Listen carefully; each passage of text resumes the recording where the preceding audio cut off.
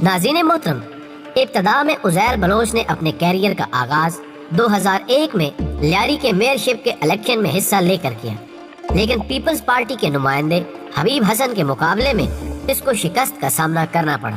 اور جب 2003 میں لیاری کے بدنام زمانہ گینگسٹر ارشد پپو نے اس کے والد کو اغوا کیا اور بدترین تشدد کے بعد اس کو قتل کر دیا، تو اس حادثے نے عزیر بلوچ کی زندگی بدل کر رکھ دی اور اس نے انتقام کی آگ کو سرد کرنے کے لیے اپنا ایک گروپ بنانے کا فیصلہ کیا۔ لیکن ارشد پپو کے مقابلے میں کمزور ہونے کی وجہ سے اس کے سامنے اس کا ٹھہرنا ممکن نہ تھا۔ وقت گزرنے کے ساتھ ساتھ اس نے اپنے اس مشن پر کام جاری رکھا، اور پھر جب 2006 میں لیاری گینگسٹر کے خلاف آپریشن کا آغاز ہوا تو چونکہ اس کے والدین کا تعلق بنیادی طور پر ایران سے تھا، سو یہ ایران فرار ہو گئے اور وہاں جا کر اپنا پاسپورٹ اور دیگر دستاویزات تیار کروا لی، جبکہ بعد ازاں 2010 میں ان کی مدت ختم ہو گئی اور پھر انہیں رینیو کرا لیا گیا۔ عزیر بلوچ جو کہ حالات کے درست ہونے کے بعد واپس کراچی آ چکا تھا کہ کزن رحمان ڈکیت اور ارشد پپو کے درمیان دشمنی کی فضا قائم ہو چکی تھی، سو عزیر بلوچ رحمان ڈکیت کے کہنے پر اس کے گروہ میں شامل ہو گئے۔ ان دونوں گروہوں کے درمیان ایک مدت تک جنگ و جدل کا سلسلہ جاری رہا اور اس دوران سینکڑوں انسانی قتل کراچی کی تاریخ کا حصہ بنے، اور پھر 2009 میں رحمان ڈکیت جو کہ گولی کا نشانہ بن کر اس دنیا سے رخصت ہو گیا کی موت کے بعد اس گینگ کی سربراہی عزیر بلوچ کے حصے میں آئی،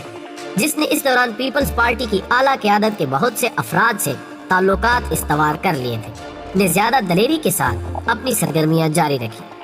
اور پھر 2013 وہ سال تھا جب اس کے گروہ نے اپنے دشمن حقیقی ارشد پپو اور اس کے بھائی یاسر عرفات کو اغوا کر لیا، جسے اس نے بدترین تشدد کا نشانہ بنانے کے بعد نہ صرف قتل کیا بلکہ ان کی لاشوں کو جلاتے ہوئے ان کی راکھ تک کو گٹر کے گندے پانی میں بہا دیا، جبکہ ان کے سر کاٹ کر ان کے ساتھ عزیر بلوچ اور اس کے ساتھی بابا لاڈلا نے فٹ بال کھیلنے جیسے گھناؤنے جرم کا ارتکاب بھی کیا، جو کہ جدید دنیا میں سر عام کیے جانے والے ظلم کی بدترین مثال ہے، جسے پرنٹ اور الیکٹرانک میڈیا نے خوب اچھالتے ہوئے خوف و ہراس کا ماحول پیدا کر دیا۔ ناظرین، عزیر بلوچ کے جرائم کی کہانی اگرچہ بہت طویل ہے، جس میں کئی دفعہ اسے گرفتاری کا سامنا بھی کرنا پڑا، لیکن ہر بار اپنے سیاسی اثر و رسوخ کی بنا پر جیل کی سلاخیں اس کے لیے موم بنتی رہیں، اور یہ سال 2003 کے ایام تھے جب کراچی پولیس کے ایک معروف اور دلیر کردار ایس پی چودھری اسلم نے اسے گرفتار کرنے کا جرم کیا، اور پیپلز پارٹی کی مداخلت کی وجہ سے عزیر بلوچ کو زیر حراست رکھنا ممکن نہ ہو سکا، اور پھر کچھ ہی عرصے بعد چودھری اسلم کو ایک بم دھماکے میں قتل کر دیا گیا۔ انہی ایام میں عزیر بلوچ پاکستان پیپلز پارٹی کی امن کمیٹی، جو کہ پارٹی کے ملٹری ونگ کی حیثیت رکھتی تھی، کا چیئرمین بھی بنا، اور 2012 تک اسی شیلٹر کے نیچے اس کے جرائم کا سلسلہ جاری رہا۔ لیکن اب وقت بدل چکا تھا اور 2014 میں سندھ حکومت نے اس کے سر کی قیمت 2 ملین روپے رکھتے ہوئے اس کی گرفتاری کے لیے ریڈ وارنٹ بھی جاری کر دیا،